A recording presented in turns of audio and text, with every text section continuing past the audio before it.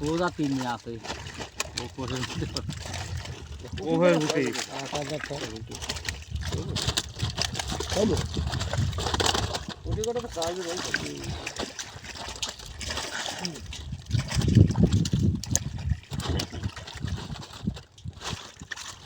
চিংড়ি ওটা তো সেই চিংড়ি